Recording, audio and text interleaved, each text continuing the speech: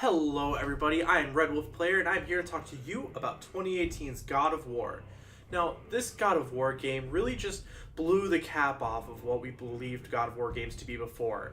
Not only do we get the gritty fighting and, the crazy scenes like we did in the old games, but now we're getting more of an open world and even more RPG elements than we've seen in the past.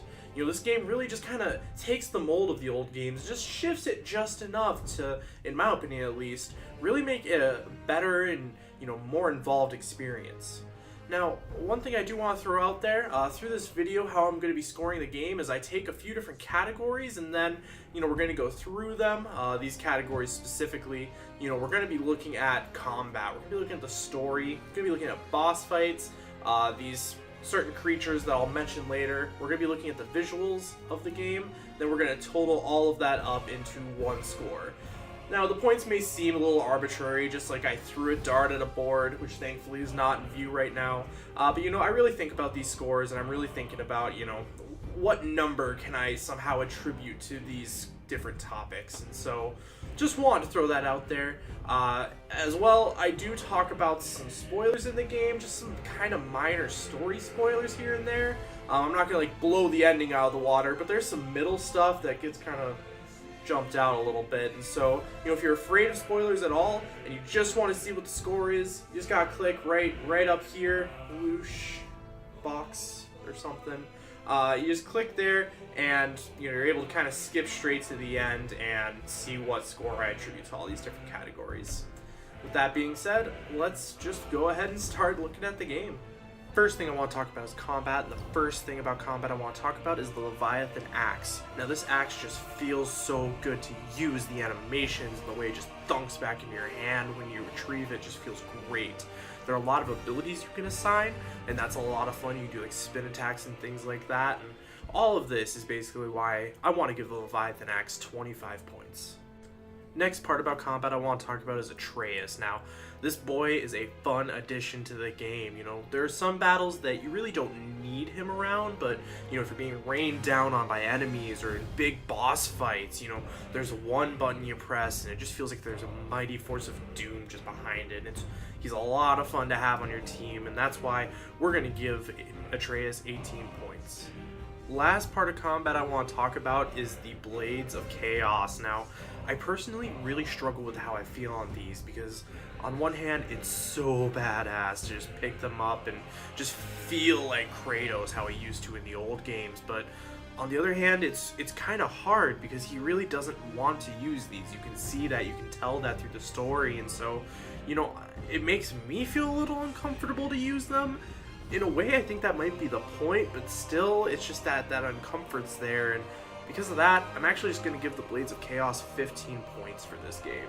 Now, a big factor in this new God of War is actually the story. It revolves around Kratos going on this journey with his son Atreus. Through the journey, we're meeting some crazy figures from Norse mythology. Now, rather than going all out and having like Odin or Thor being the big bad, we play against Baldur, who's kind of a lesser known Norse god.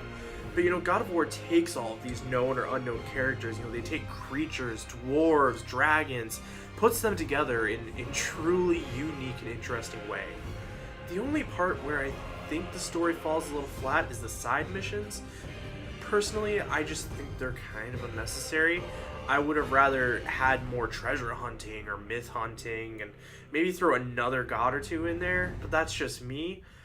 Because of all of this though, the score for everything, so the characters, they're super great, we're giving them 30 points. The main story, super crazy, we're giving it 50 points.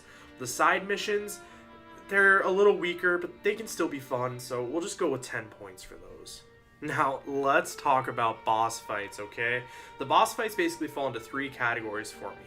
Now, there are like trolls and stone ancients all around that they're kind of generic. You fight the same thing with a couple differences here and there. There are bosses that are kind of difficult, not really as enjoyable. The Dark Elf King is the #1 example. It's not fun to fight him. It's really just overly difficult, and I find it unnecessary. However, there's also some bosses that are just completely off the walls awesome. I really love fighting them, it's mostly the gods, there's a dragon in there, it's all sorts of crazy stuff, and I truly love it. Because of all of that, we're going to go ahead and give the boss fights 23 points. Now, if there's one thing I need to talk about, it's the Valkyrie. The Valkyrie fights are basically bonus boss fights that you can find throughout the game.